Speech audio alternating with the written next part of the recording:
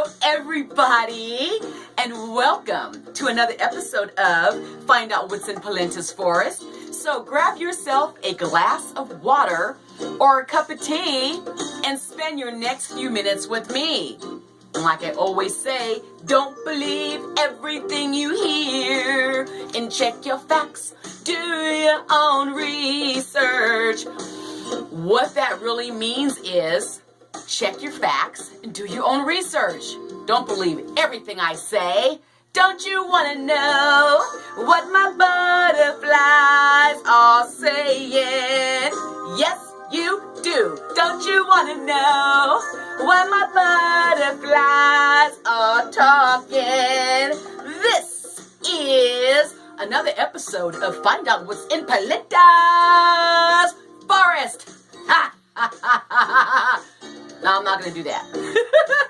Anyway, what's up, everybody? How are you doing? Happy Halloween. Hope life is treating you fabulous, because I'm feeling fabulous. And I have come across an article that I think is super duper duper interesting. It's a really neat article. And I'm going to go through every bit of it so you can understand what I'm talking about. So, in light of the election, Hillary's email scandal, the FBI reopening it, why? I don't know. And then you have Russia, World War III supposedly is on the brink and all that kind of stuff. So I found this article, and it says how a group set up a network of killers. And this is all about the Islamic State and ISIS and all that juicy stuff. So I found this article. I want to share it with you, and I'm going to read all the way through it. So I might have to do 2 parts again. But this is some serious stuff, y'all. So check this out. Okay? Harry Sarfo is a former Islamic State fighter from Germany. Now, he's spending time inside a maximum security prison in Oldenburg, Germany. Now, he has said that the Islamic State has set up a global network. Now, one thing that I want to point out real quickly is the picture that I'm looking at is a picture of what looks to be a black man or African American man, which usually you don't find all this, in Islamic State. Dang it. I know what I'm trying to say, and it's not coming out right, but people seem to think that when you talk about Islam and ISIS and all this kind of stuff, that it's just focused on one race of people, and it's not. And I'm telling you that for a fact, according to this article. So, here goes. This article is by Rukmini Kalamachi, and this is from Bremen, Germany. So, believing he was answering a holy call, that's how they get you a lot of times. They break out the Bible, and that's another way that they kind of suck you into these groups. But anyway, believing that he was answering a holy call, Harry Sarfo left his home in the working class city of Bremen last year, and he drove for 4 straight days to reach the territory controlled by the Islamic State group in Syria. Now, he barely had time to settle in before members of the Islamic State, their secret service, they came in. They had masks over their faces, and they came to inform him and his German friend that they no longer wanted Europeans to come to Syria. All right. Now, what they really needed was back home. And what was back home? Well, I'll tell you what was back home that they really needed. This is a trip. They needed help to carry out the group's plan of waging terrorism across the globe. So he was speaking openly about this situation, and he says that they have loads of people living in European countries and waiting for commands to attack the European people. Okay? Now, Safro also recounted on Monday in an interview with the New York Times conducted in English inside a maximum security prison near Bremen, and that was before the Brussels attacks. I don't know if you remember that or not, but this was before the Brussels attacks, and it was also before the Paris attacks. But the marked man explained that although the group was set up in some European countries, it needed more attackers in Germany and Britain in particular. Now, they said, actually what he says is they said something to him to the effect of, would you mind to go back to Germany? Because that's what we need at the moment. And they always said that they would have something that is occurring in the same time. Now, they want to have loads of attacks all at the same time in England, Germany, and France. Now, they've already done this, as quiet as it's kept, and it is actually still happening right now. So the operatives belong to an intelligent unit of the Islamic State known in Arabic as the Emni.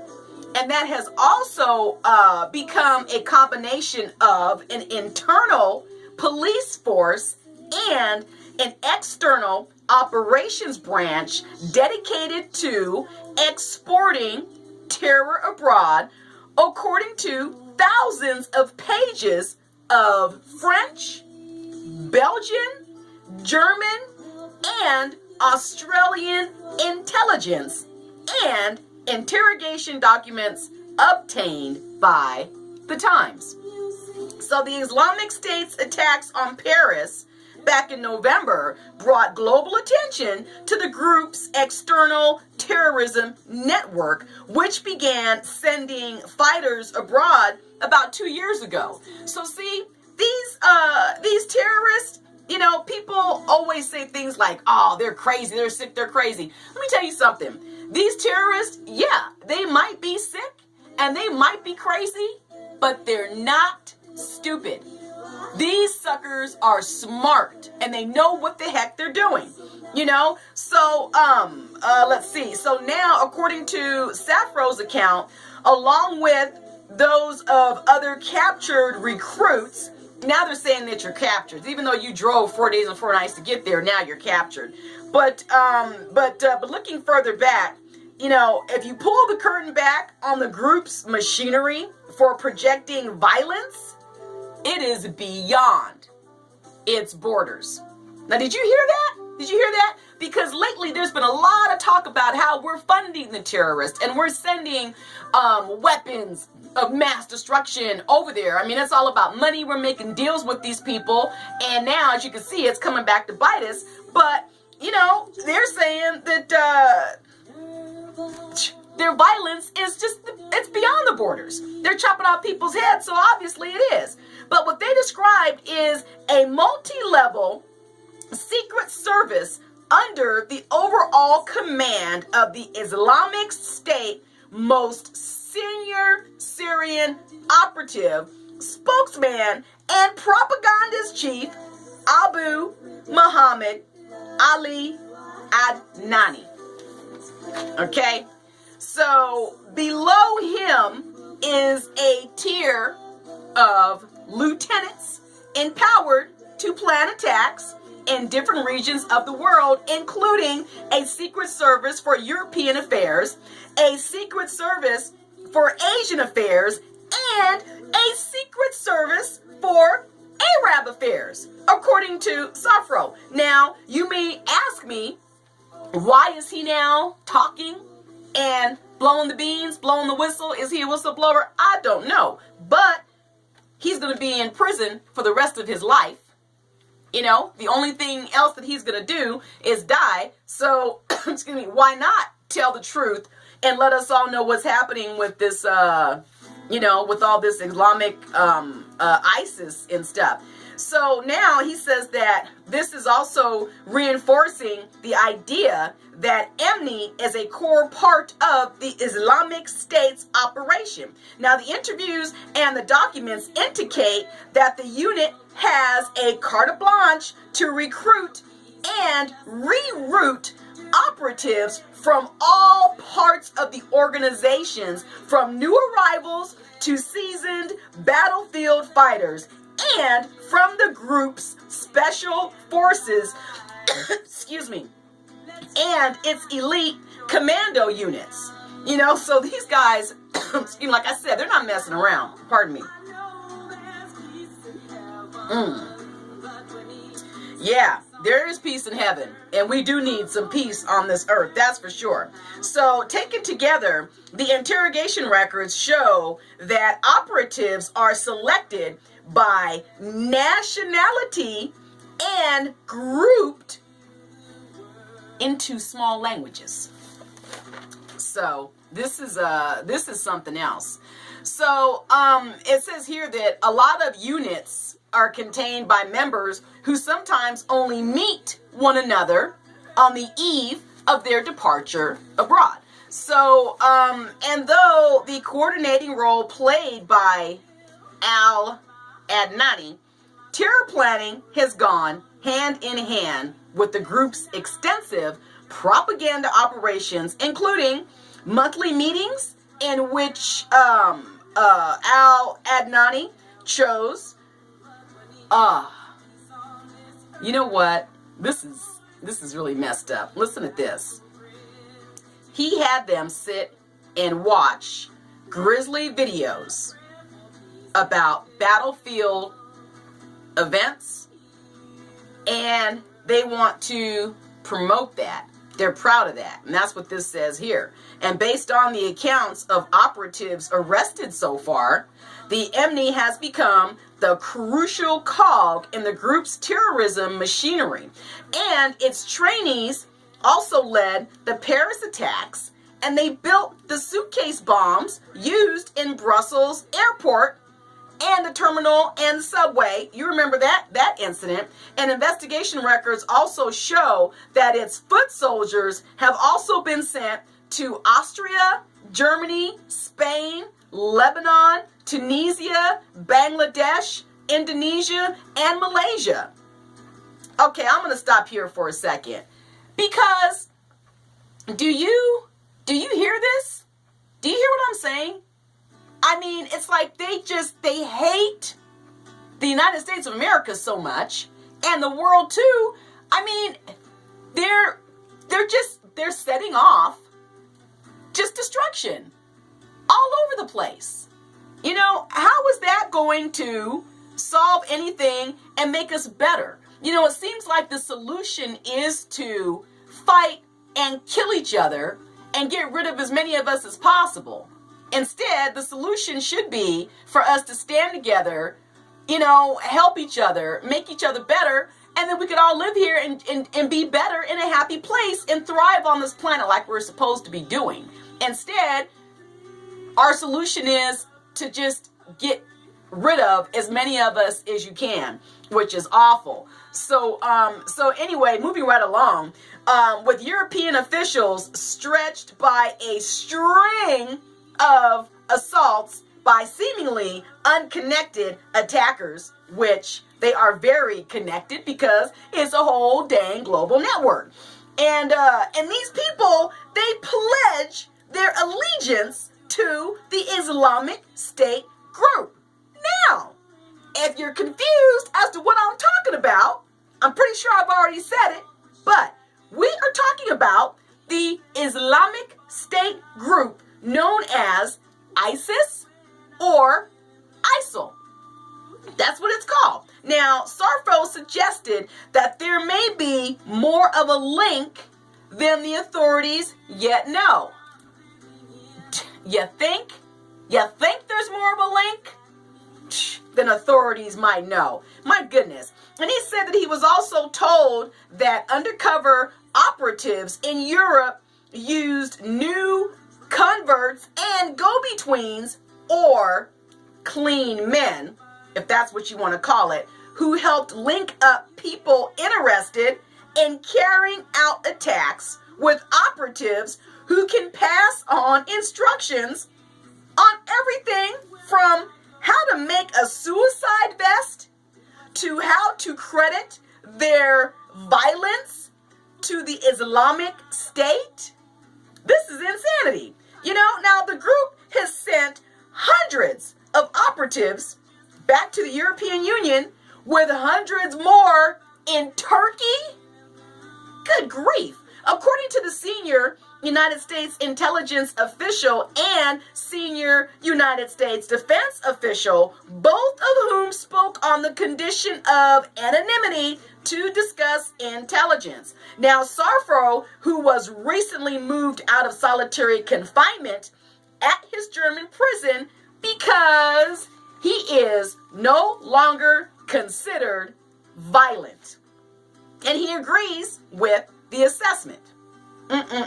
Now, many of them have returned, but he said hundreds definitely have returned, and now they're no longer violent. So my question is, what did they do? Did they de-brainwash him? I mean, how did they come to this assessment that now he's no longer violent? Okay, 5 minutes ago, I was swearing allegiance to Allah. Oops, did I say that? Nope. Scratch that. I don't think that's right. But anyway, I was swearing allegiance to Islam, Islamic State or whatnot, and now I was building a suicide vest, but I'm all healed now. I'm just going to sit here and drink my water. And I no longer have thoughts of blowing myself up or other people. Are you kidding me? Anyway, the first port of call for new arrivals to the Islamic State is a network of dormitories in Syria. And it's just across from the border of Turkey. Now, their recruits are interviewed and then inventoried. So it's just like you're getting interviewed for a job. Sarfro checked all the necessary boxes. And on the third day, are you kidding me? You know where I'm going, right? On the third day, after his arrival, the members of the EMNI came to ask for him. He wanted to fight in Syria and Iraq, but the masked operatives explained that they had a vexing problem. Now, you see, the masked people, so they didn't even get to see their faces. It could be anybody. It could be your next dang door neighbor, So he says they told me that there aren't many people in Germany who are willing to do the job. So soon after his arrest last year, according to this transcript of his interrogation by German officials, which runs more than 500 pages, 500 pages of interrogating this man for information. They said that they had some in the beginning, but one after another, you could say that they chickened out because they got scared, they got cold feet, and the same thing happened in England. But by contrast, the group had more than enough volunteers for France. Well, we know that's true now because you see what's happened in France more than once. So it says they had volunteers for France, and then my friends asked them about France, and they started laughing. But really seriously laughing with tears in their eyes. They said, don't worry about it. France, Mafa Mukila in Arabic. It means no problem.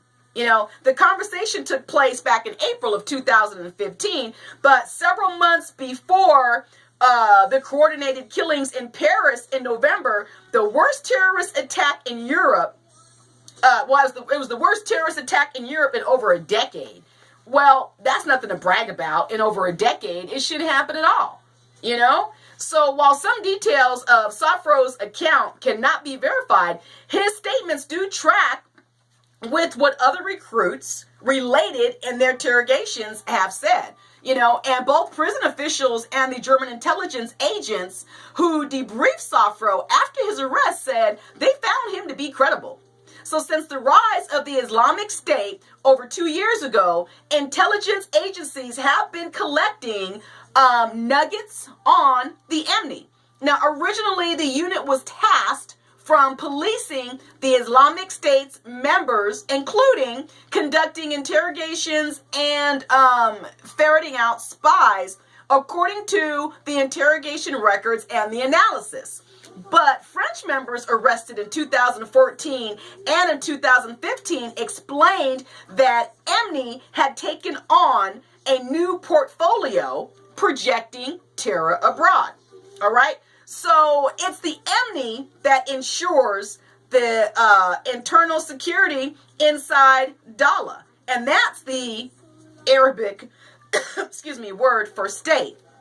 And they also oversee external security by sending abroad people that they recruited, or else they send other individuals to carry out violent acts, like what happened recently in Tunisia inside the museum in Tunis, or else the aborted plot in Belgium.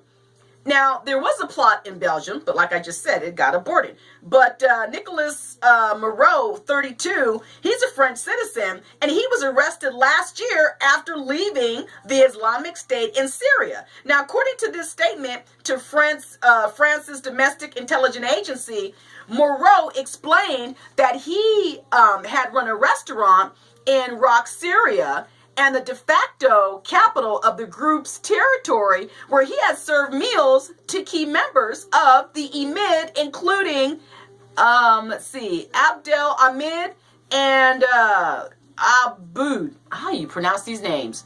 Good grief. But anyway, on the ground commander of the Paris attacks, who was killed in the standoff with the police days later. I mean, he's serving these people food. He's cooking for these people, you know. And other interrogations, as well as Safro's account, have led investigators to conclude that the EMNI also trained and dispatched the gunmen who opened fire on a beach in South Tunisia in June. And the man who prepared the Brussels airport bombs, they think he had something to do with that too. This is crazy, you guys. You know, so records from French, Austrian, and Belgian intelligence agencies show that at least 28 operatives recruited by the EMNI succeeded in deploying to countries outside of the Islamic State core territory. Hold on a second. Now I'm going to read this again. Okay? Now, you need to understand this. All right? Now, it says here that 28 operatives recruited by EMNI succeeded in deploying to countries outside. Succeeded. Okay? In deploying to countries outside of the Islamic State core territory, mounting both successful attacks and plots that were foiled. Now, officials say that dozens of the operatives have slipped through formed sleeper cells. So, see, there's no way. These people, you know, in his own interrogation with EMNI, Safro realized that they were preparing a global portfolio of terrorists and looking to fill holes in their international network. So there you have it, folks. Do you see that? I'm going to say this last part one more time. In his own interactions with the EMNI, Safro realized that they were preparing a global portfolio of terrorists and looking to fill holes in their international network. You know, that is absolutely crazy and amazing. So, what I just read to you basically is a whole article on how we're being terrorized right now. Okay?